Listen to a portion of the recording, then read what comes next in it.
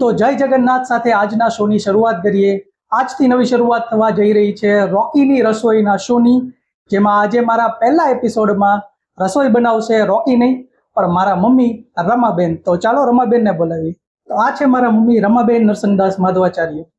તો મમ્મી આજે આપણે કઈ રસોઈથી શરૂઆત કરશું? આજે બનાવશું રીંગણની પૂરી। રીંગણની પૂરી? હા। કેટલા વ્યક્તિઓ માટે બનાવશું? 4 વ્યક્તિ માટે। 4 વ્યક્તિ માટે। અને અંદાજે કેટલા સમયમાં બની જશે? 20 મિનિટમાં બની જશે। તો ચાલો શરૂઆત કરીએ રીંગણ પૂરી બનાવવાની। જય જગન્નાથનું નામ। તો રીંગણની પૂરી માટે સામગ્રીમાં શું જોઈશે? આ છે લસણ મરચાની પેસ્ટ, આ છે હિંગ, જીરું, લસણ વાળી મરચું, હળદર, ગરમ મસાલો, ધાણા જીરું, મીઠું અને રીંગણા। તો સૌથી પહેલા આપણે ક્યાંથી શરૂઆત કરશું? સૌથી પહેલા આપણે મોટા 2 ચમચા તેલ નાખીશું।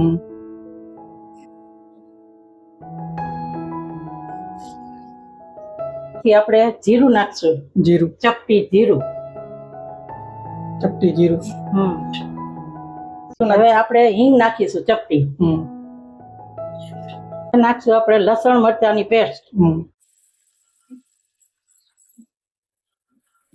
અને 1 મિનિટ માટે સાતળી લેશું।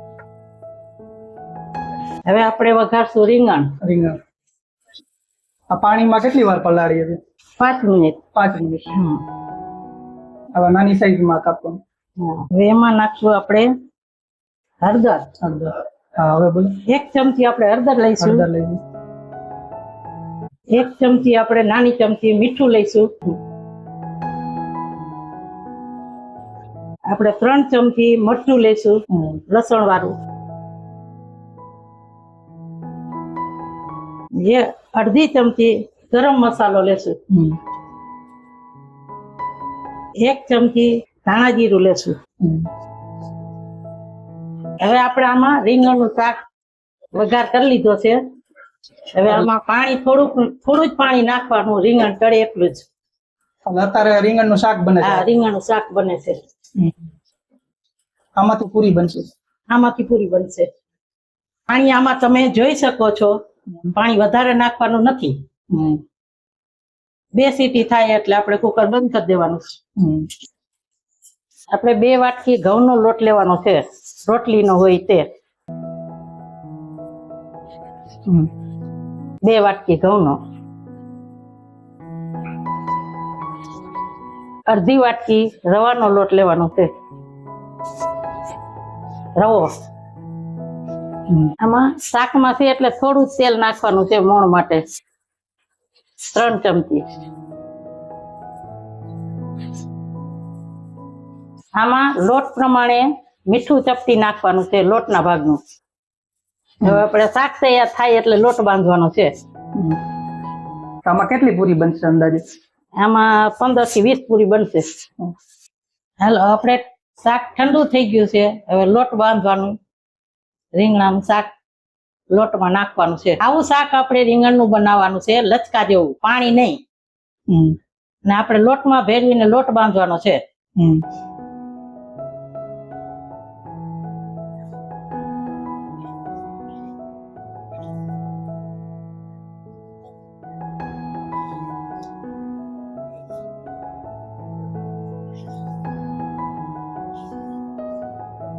તો આમાં પાણી ધીરે નાખવાનું કે એક સાથે નાખવાનું? પાણીની જરૂર પડે તો જ નાખવાનું। પેલા બરોબર રીંગણા મિક્સ કરી લેવાના, પછી જરૂર મુજબ પાણી નાખવાનું। લોટ આટલો આપણે કઠણ રાખવાનો છે, ઢીલો રાખવાનો નથી, જોઈ શકો છો આટલો કઠણ। હવે આપણે 1 ચમચી તેલ નાખીને બરોબર મસળી લેશું।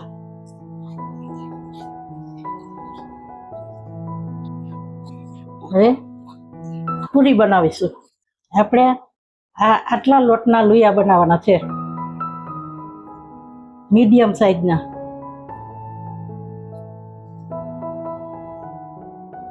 હવે આપણે પૂરી વણીશું। હવે આપણે તેલ મૂકીશું પૂરી તળવા માટે। આ કેટલું તેલ હશે અંદાજે? હા છે 300 ગ્રામ તેલ। 300 ગ્રામ. કેટલો સમય સુધી ગરમ રાખવું પડશે? 5 થી 7 મિનિટ. 5 થી 7 મિનિટ. હા. ત્યાં સુધી ગરમ થઈ જશે. હા, ત્યાં ગરમ થઈ જશે. ને પૂરી કેવડી વણવાની છે? આપણે મીડિયમ સાઈઝની પૂરી રાખવાની છે, જાડી નથી રાખવાની, પાતળી નથી રાખવાની. આવડી પૂરી બનાવવાની છે. હવે આપણે જોઈએ તેલ બરોબર આવી ગયું છે. તેલ બરોબર આવી ગયું છે. હવે આપણે પૂરી તરીશું.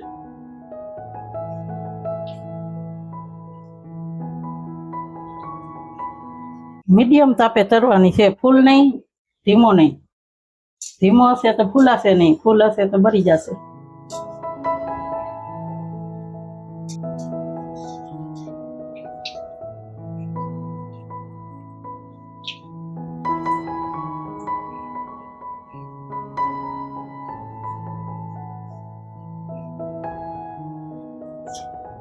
આપણે પૂરી તૈયાર થઈ ગઈ છે, તમે જોઈ શકો છો.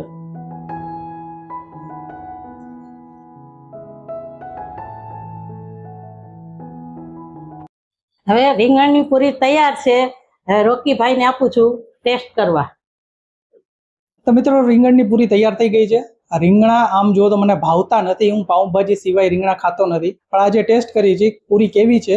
રીંગણની પૂરી સાથે મમ્મીએ બનાવ્યું છે ભરેલા રીંગણનું શાક છે. હેલો, તું તો ફૂડ બ્લોગર છો, તને તો રીંગણની પૂરી અને ભરેલ રીંગણનું શાક તે કોઈ દી ખાધું નથી, પણ ખાઈશ તો આંગળા ચાટતો રહી જઈશ. ફૂડ બ્લોગર તો એટલા માટે જ બન્યો હતો કારણ કે મને ઘણું બધું હું ખાતો નહોતો, મને ડોક્ટરે પણ મનાઈ કરી હતી, ફૂડ પોઈઝન થઈ જતું હતું. સો એ માટે જ હું ફૂડ બ્લોગર બન્યો છું કે નવો નવો સ્વાદ હું ટેસ્ટ કરી શકું, નવી નવી વાનગી ચાખી શકું, દેશમાં નહીં દુનિયાભરમાં ફરીને બધા વ્યંજનોની મજા માણી શકું. પછી ભલે જે થવું હોય તે થાય. પહેલા ફક્ત પૂરી ટેસ્ટ કરીને જ હું જણાવીશ કે કેવી બની છે.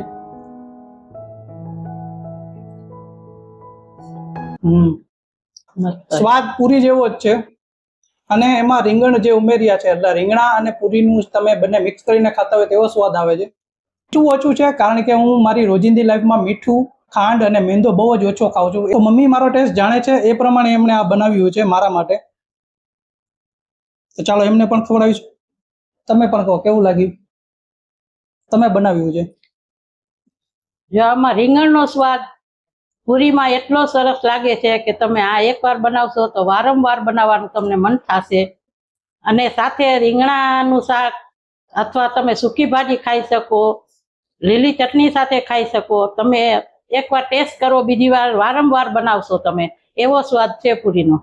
મારા જીવનમાં સૌથી મહત્વની ક્ષણ કઈ હતી કે જેમાં તમને વધારે મજા આવી આખા જીવનમાં? એવી ક્ષણ મને પહેલા વહેલી ખુશી મળી હોય તો મારા 3 બેબી ઉપર બાબો આવ્યો ને, ચામુંડરાય માધવાચાર્ય, ત્યારે મને અતિશય આનંદ થયો. તો મારી જિંદગીની મારી પર કોઈ એવો આનંદ મેં કર્યો નહોતો, એવો આનંદ મને મારા બાબાના જન્મ પછી થયો. ચામુંડરાય માધવાચાર્ય, જે રોકી માધવાચાર્ય છે એનાથી મોટો છે. જયારે તમે ચામુંડનો જન્મ થયો અને હાથમાં લીધો હતો અને જે ખુશી થઈ હતી, તો તમે ત્યારે એવું વિચાર્યું હતું કે 2025માં તમારો નાનો દીકરો રોકી માધવાચાર્ય રોકીની રસોઈ શો કરશે, એમાં સૌથી પહેલા જ એપિસોડમાં તમને મહેમાન બનીને લઈ આવશે? કેવું લાગે છે શોમાં આવીને? બહુ મજા આવી હો મારા દીકરાના શોમાં. ઓકે, તો ચાલો તમે પણ જલ્દીથી આ રીંગણની પૂરીની રેસીપીની પૂરેપૂરી ડિટેલ્સ નોટ કરી લેજો અને જો ભૂલાઈ ગઈ હોય તો આ વિડીયોને રિવાઇન્ડ કરીને તમે ફરીથી તે જોઈ લેજો, શીખી લેજો અને કોમેન્ટમાં જરૂર જણાવજો કે આ વાનગી, આ રીંગણની પૂરી, સ્પેશિયલી રીંગણની પૂરી તમને કેવી લાગી છે. તો મળીશું હવે નવા એપિસોડમાં કોઈ નવા જ રસોડે, પણ રોકીની રસોઈ શોમાં, host by Rocky Madhavacharya, presented by ફક્ત રાજકોટ. તો રોકી માધવાચાર્યના જય શ્રી કૃષ્ણ, જય સિયા રામ, જય જગન્નાથ. જય જગન્નાથ. જય જગન્નાથ.